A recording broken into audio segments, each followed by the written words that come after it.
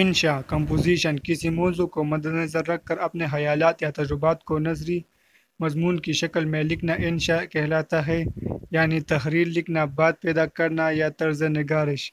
موضوع اور حیت کے اعتبار سے انشاء کا دامن بڑا کشادہ ہے، کیونکہ نہ اس کے لیے مضمون موضوع کی تخصیص ہے اور نہ ہی کسی خاص اسلوب، فارم یا اسٹائل کی حد بندی ہے۔ معروف اصناف نثر کی تعریفات پر پورا اترنے والی تحریروں کے علاوہ باقی ہر وہ عبارت جو پیراگرافک انداز میں لکھی جائے انشاء ہے۔ شروعاتی زبان میں لفظ انشاء دفتری اصطلاح کے طور پر رائج تھا۔